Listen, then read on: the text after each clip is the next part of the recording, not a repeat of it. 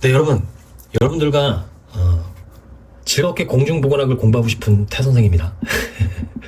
공중보건학이 공부하는 과정이 즐겁지 않을 수도 있는데 어쨌든 즐거웠으면 좋겠고 함께 하는 거잖아요, 그쵸?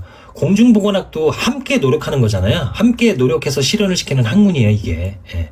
함께, 이게 학문도 되고 과학도 되고 기술도 된다, 저는 이렇게 이제 보는 거예요, 그쵸? 이 공중보건학이라는 기술의 정의를 체계적으로 내리신 분이 미국의 윈슬로 교수님. 저는 교수님이라는 표현보다는 사실 선배님이라고 부르고 싶은데 괜찮을까요? 윈슬로 선배님께서 뭐라고 하셨냐면, 이 공중보건학이라는 기술을 가지고 질병 좀 예방하자, 이렇게 이제 말씀하셨어요. 질병 좀 예방하자, 이 기술로. 공중보건학이라는 것은 뭐냐면 질병을 예방하는 기술이다, 이거.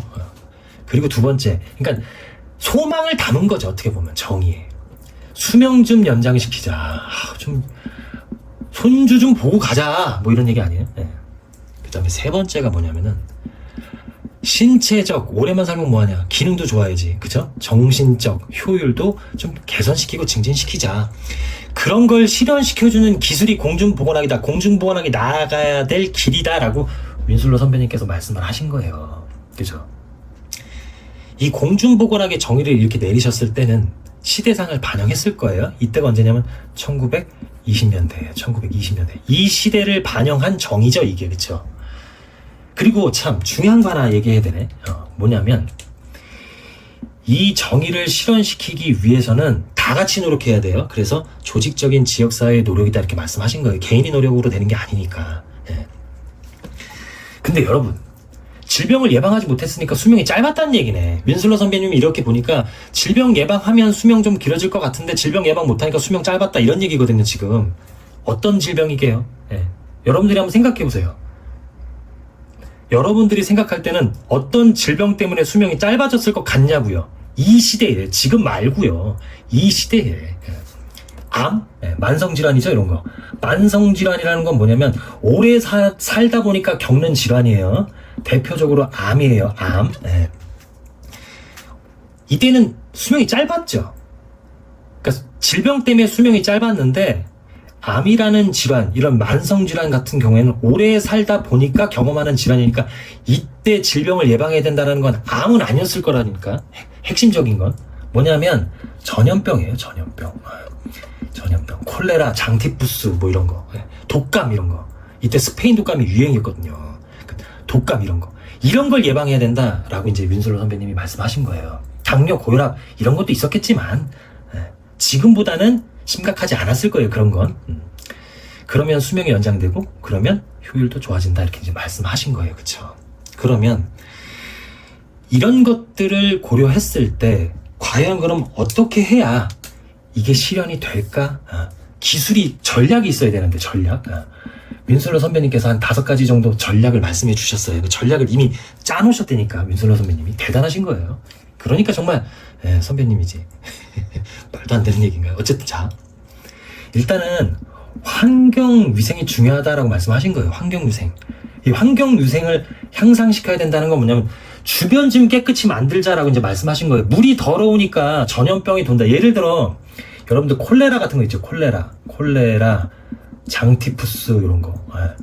이런 거는 물을 통해서 사람에게 전염됩니다. 물이 뭐예요? 수죠, 수. 물 숫자. 사람은 인이죠. 그래서 이런 걸 수인성 전염병이다, 이렇게 얘기하는 거예요. 물을 통해서 사람에게 전염되는 병. 이때 콜레라, 장티푸스 걸리면은 수명이 짧아지니까 가는 거예요, 그냥. 그러니까 환경 좀 깨끗이 하자. 그러면은 질병 예방된다, 수명 연장된다, 신체적, 정신적 효율 개선된다, 이렇게 말씀하신 거예요. 지금도 왜 쓰레기 많은 데가 막 팔이 들끓잖아요, 그쵸? 생각만 해도. 자, 두 번째는 뭐냐면 감염이 됐어요? 그러면 관리해라 라는 거예요. 감염병을 관리하자라는 거예요. 이거 무슨 얘기냐?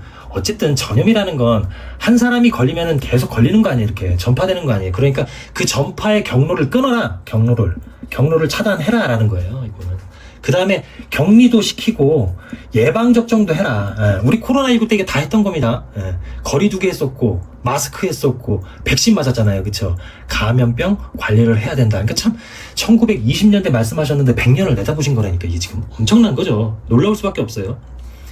그 다음에 이 부분에서 저는 더 놀랍습니다. 예. 개인 위생. 예.